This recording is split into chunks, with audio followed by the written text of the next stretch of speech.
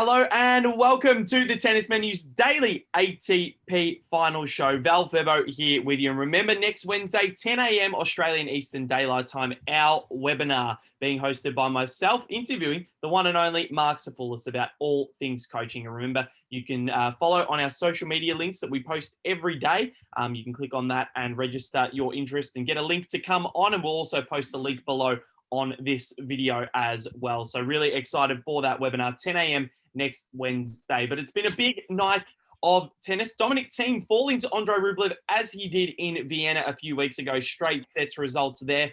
Rafael Nadal, he is through. Big win over Tsitsipas. But we're going to explain as to why Dominic Thiem still finished top of the group despite having a worse games win-loss record to Rafael Nadal. And I found that really interesting as to why he still does finish on top. And remember, later on in the show, we're going to give you our discount code to jump on and subscribe to our $99.90 package for 10% discount as well. Stay tuned for that later on in the show. But without further ado, it is these two men that make the show what it is. It is Mark Safoulis, the high-performance coach to the stars. Have you coached the Queen, Mark Safoulis? No, I actually haven't. Well, a couple of the girls I've coached probably thought they were queens, but apart from that, I don't think I have. So, but no, what an interesting round of matches overnight, and obviously we're just waiting on tonight's matches to formalise. Obviously, who's going through to the semi-finals, and good to see Rafael Nadal, who there's a little bit of doubt over as to his form coming in overall in these. At this end of year finals over the last few years, but he's qualified now for the semi-final, which is really good for him. And poor old Stefanos, I thought had a bit of a chance this morning to knock him off, but didn't quite have the mental aptitude to be able to do that. So yeah, well done to Rafa. Yep, the defending champion is out. And Joel Frucci, thank you very much for joining us. How are you? Yeah, going well, boys. As you'll see, different shirt this morning. Sorry, Jake Ames, I didn't go with the tour this morning. Very, very good from you. Very good. Look, you could have gone the white one. It would have been okay. That would have been acceptable. But let's move into the agenda. And the reason that Nadal didn't finish top is more confusing as Twitter adding stories this morning. So, Nadal has beaten Stefano Tsitsipas in 3. Thiem fell to Andrei Rublev in straight sets. But what is the most confusing thing is that Nadal so they both finished on 2 wins, 1 loss, 4 sets won, 3 sets lost. It comes down to games now. Nadal is at 40-33. So that's in a positive number. Thiem is 38-40. So that's a negative number.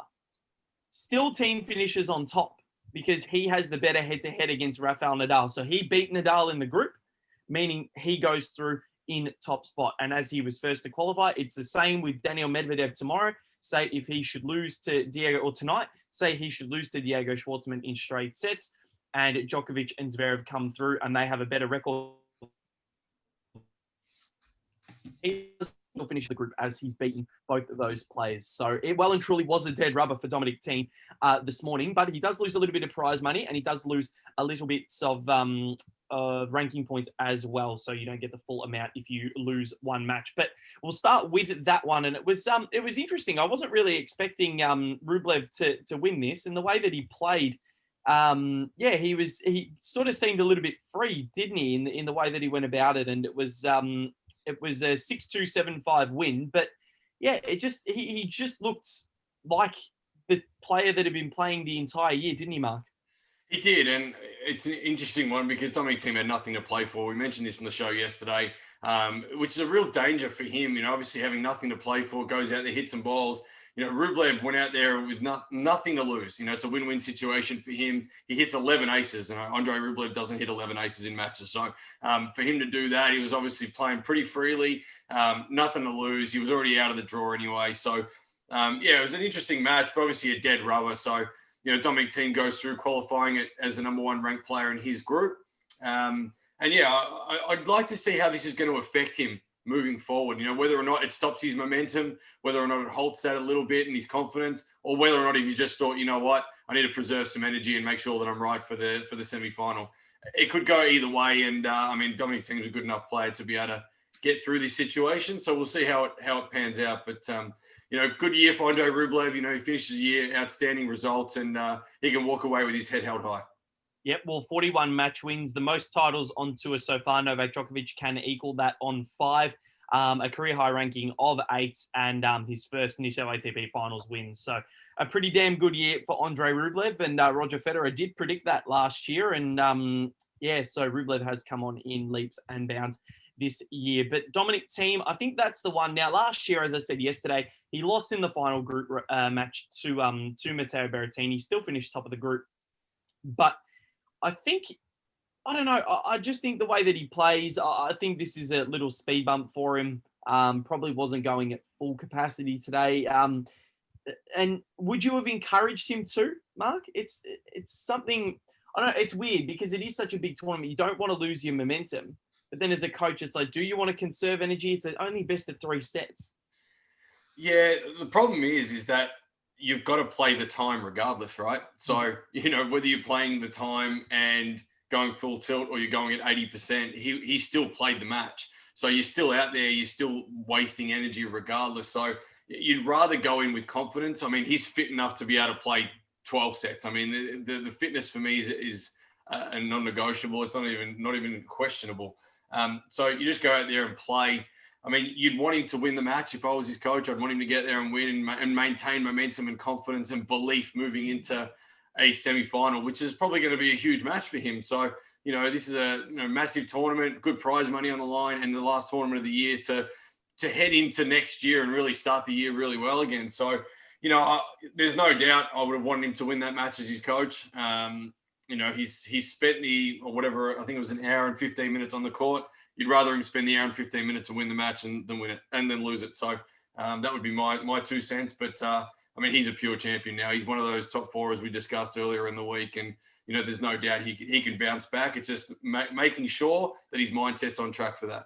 Yep, 100% agree. So big effort from Andrei Rublev to get the win there. But Joel, Rafael Nadal and Stefanos Tsitsipas, this is one that went absolutely down to the wire. And it was Nadal coming over the top 6-4, 4-6, 6-2 over the young Greek. And Tsitsipas pushed him, but ultimately, like last year, it wasn't enough. He did push him. And look, Stefanos actually really set himself up to win this match. And unlike his match against Rublev, where second set 6-4 and went into the third set with the break serving first in the third set. But the first 3 games of that third set were all breaks, and Rafa got 2 of those breaks and ended up holding in that 4th game, and that was pretty much all she wrote. And I was talking to Mark about this off air, and I don't know. I think Steph, what he needs to work on is he just misses some chances. So whether that's a mental thing, it probably is. I think that's something that he can really work on going into 2021. But really, what we kind of expected to happen in this match happened. Rafa really went after the single-handed backhand of Tsitsipas, and that ended up in, I think, 14 unforced errors off the backhand wing, 29 all up. So look, it was a match that probably went as expected. Certainly, if you're in the Tsitsipas camp, you're going away, I think, pretty disappointed because he could easily have won this match. But you could just tell from Rafa's post-match interview just how much he wants this title, this first Masters Finals title. Yep, and this is the only thing is we said that Rafael Nadal has not won. It's the only one. He's won the Davis Cup. He's won all 4 Grand Slams. He's won the Olympic gold. He's won an Olympic gold in doubles, but he still hasn't won this tournament. And this is probably eating at him that he just wants this one. But looking at the next match, he's got to take on Daniil Medvedev. And looking at that matchup, he's done so well against Medvedev in the past and beaten him in some really big matches. And Medvedev last year 5-1 up on him in the third set, having match points at the ATP finals and then also at the US Open. They played some epics, absolute epics. But Mark, that matchup is very much like a Nadal-Djokovic matchup. And with the speed of the courts, does that favour Medvedev at all? You'd say on the outside, yes, it would. The pure speed of the court and the way that Medvedev plays and breaks the baseline with the ball so well, it's going to hurt Nadal in terms of he won't have time to be able to dig the ball up and get it to bounce. But if Nadal can take control of the rally early and get the ball to bounce up on Medvedev, Medvedev struggles when the ball's up above shoulder height. So, he wants the ball to play through the court a little bit more. And, it's going to be a battle of who can play to their strengths better. I think at the start of the tournament, I've gone with Medvedev and Djokovic purely because of the court reasons and the way that they can absorb that speed and be able to play through the court. And I feel like I'm still going to stick with that. I think Medvedev might go in as a slight favourite, just pure form and the courts, I think, playing to his favourite just a little bit more than Rafa. But as Joel said, when someone wants it mentally as much as Rafa does, that plays a big factor as well. So the determination to be able to do that. And, we've doubted Rafa in the past and it hasn't gone well for any of us. So I think Rafa's going to want this. And, if it comes down to mentality, Rafa takes it. If it comes down to tactical and skill base, I think Medvedev takes it. So toss the coin, flip it, see who starts the matches better and place their strengths better, and we'll go from there. But, I'll just stick with Medvedev just. One thing I do want to ask you about last night's match, Mark, is the first serve percentage of Tsitsipas. It went from 71% in the first match against Thiem, 69% in the second match against Rublev, and overall 57% against Rafael Nadal. It went from 66 to 57 to 45 in the match in all three sets. Yeah, and he had to serve well. You cannot, if your game relies on big game, big first ball, and you're not serving well against someone like Nadal, forget about it. You give him a sniff and he's there. You can't give a good player, a slight opportunity, a slight window, because they'll take it. And I know Joel and I were discussing this off air before we started the recording of this, and we spoke about, this is where the Nadals and Djokovic and Federers have had the wood on these guys for so long, is because at those key moments, they know what to do. They know how to stand up, and they know how to just hang around long enough to be able to wait for an opportunity. And what actually happened here is Stefanos gave him an opportunity and he took it. And look, if you're not serving well against Rafa, it's all over. Rafa served really smart. He was sliding the ball to Stefanos' backhand, getting into slice. He was coming forward. And the other thing is, and not a lot of people know this, one of the best players at net on the ATP tour is Rafael Nadal. He has one of the highest ratios or winning percentages when he comes forward to the net.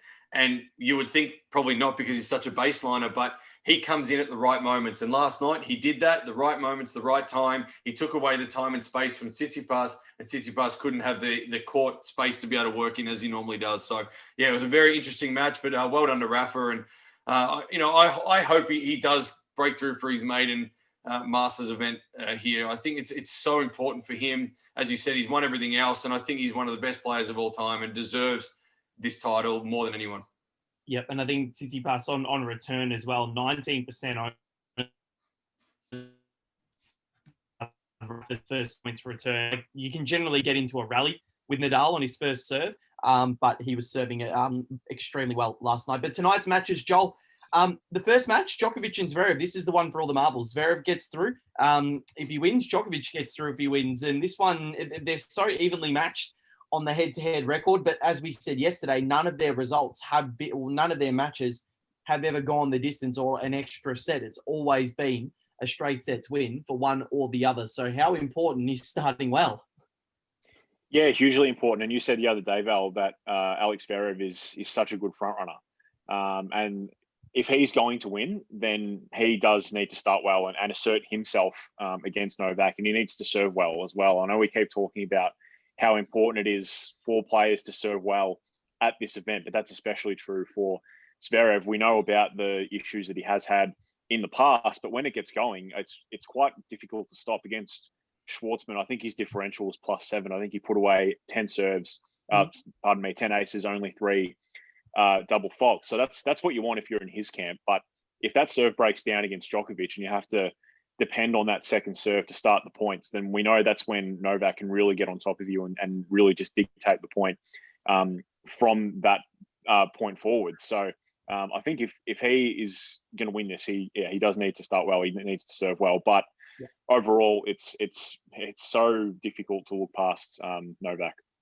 Yeah, and it is, and I think Djokovic is the best returner in the game, and maybe in the history of tennis. So if you're looking at this, Mark, if Zverev's serve is under pressure normally, it is under immense pressure against Novak Djokovic, because even if Zverev hits a good serve that might get past Diego Schwartzman, it's not going to get past Novak.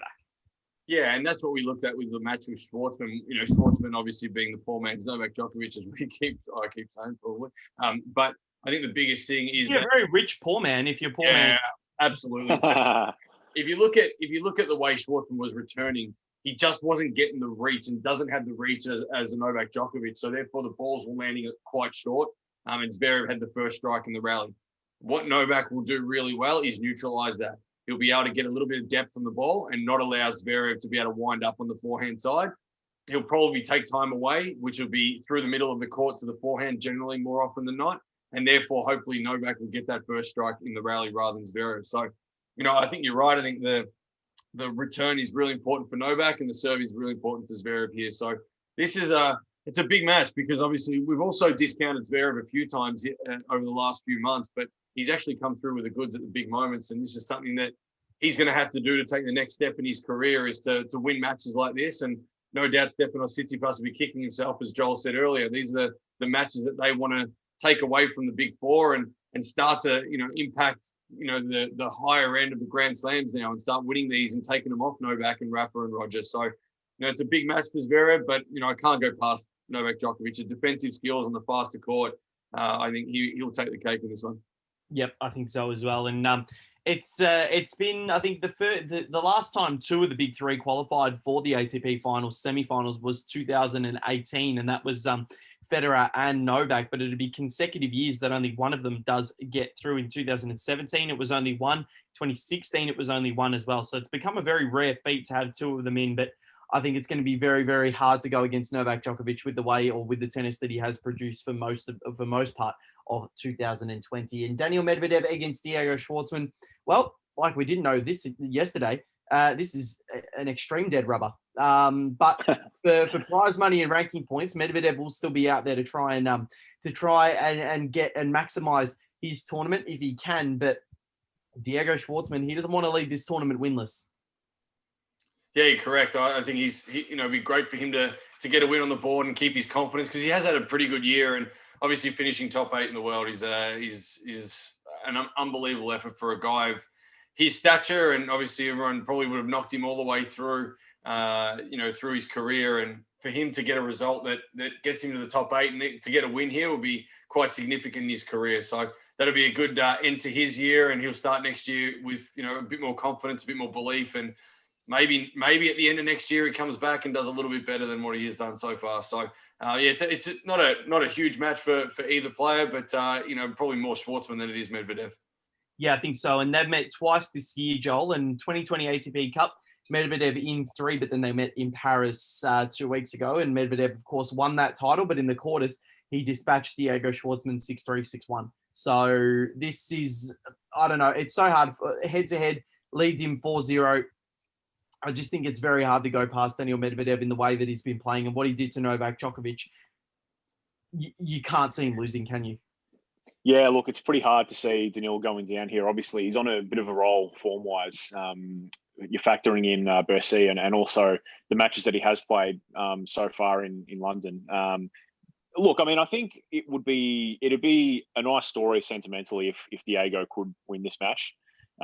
Just because I guess in the same vein as Rublev, when he's had such a great year. So to see him round out his year with a win in the Masters finals, even though it is very much a dead rubber, I think that'd be nice to see. But I mean, Daniil is playing some unbelievable tennis at the moment. So look, it is really difficult to go past him.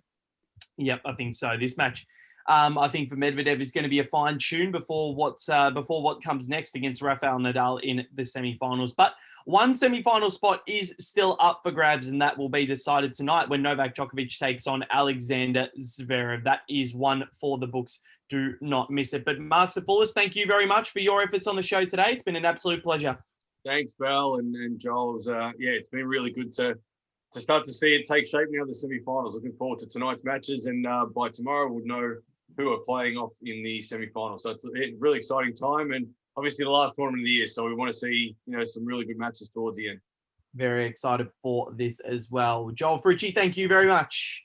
No worries, Jen. Super pumped to find out what semi-finals we're going to get. Can't wait. And remember, Daily Show 10 is the code that you need to type in when you subscribe to the Tennis Menu's annual package of 600 tennis-specific drills and resources to make you a better tennis coach. It's $99.90 US, but remember, with this 10% discount of Daily Show 10, it will be $89.90 US or thereabouts if my maths is correct. But remember, you can follow us on social media. Don't laugh, Joel. I heard that. Social media, Tennis Menu on Twitter, Instagram, Facebook, LinkedIn. You can subscribe to this podcast as well on Apple Podcasts, and we're there as well. I think we're in most places. That's about it for us here at the Tennis Menu's daily ATP final show. Val Febo, Joel Ferrucci, and Mark Safoulis joining you every day to recap what's going on in London.